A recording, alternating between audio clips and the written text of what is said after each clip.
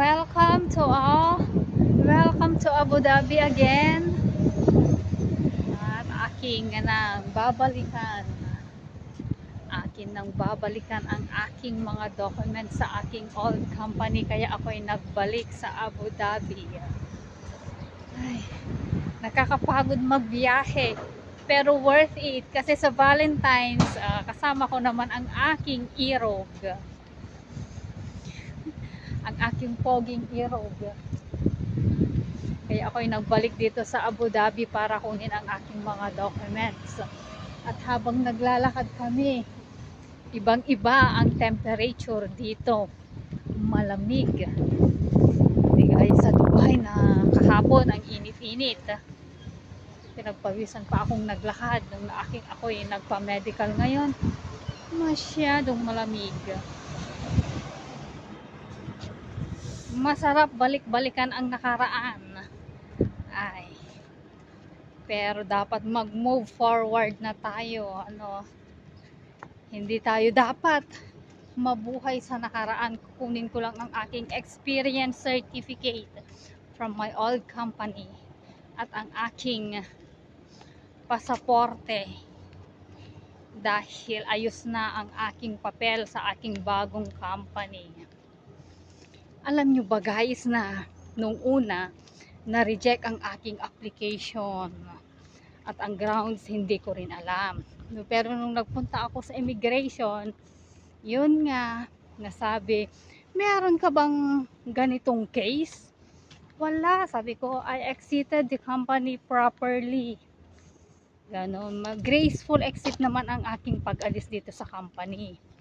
Walang kaso, walang samaan ng loob, kasi natapos ko ng maayos ang aking kontrata. Kaya nagtaka din ako kung bakit na-reject ang aking visa application.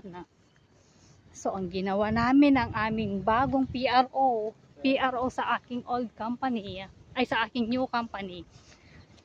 Sabi niya sa akin, tawagan mo ang visa office. Tinawagan ko. At ang sabi, hindi ako authorized na malaman ang reason for rejection. Only PRO, sabi niya. So, kinaumagahan, nagpunta kami sa immigration office.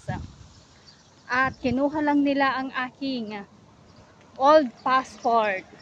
Sabi ng sa akin, immigration staff, do you have copy of your old passport? So, present ko ang aking old passport na nag-expire pa nung 2022. Ewan ko ba kung bakit yung passport ko na yun. Kasi ibang itsura ko doon. Medyo ibang itsura ko sa aking old passport. So, tinignan nila. Nagduda siguro sila dahil sa new passport ko ngayon ay nakalugoy ang aking buhok. Doon sa old passport ko, nakatali ang buhok ko. Kaya siguro nagduda sila. Iba ang mukha ko doon. At iba din ang mukha ko nung nakalugay ang aking buhok. Kaya nung pagkakita nila ang aking passport, is this really you? Yes! That was me 5 years ago. Kasi nag-expire yun nung 2022. Ano na ngayon? Picture ko pa noon 2017. Kasi 2017 na issue, 5 years pa ang aking passport noon.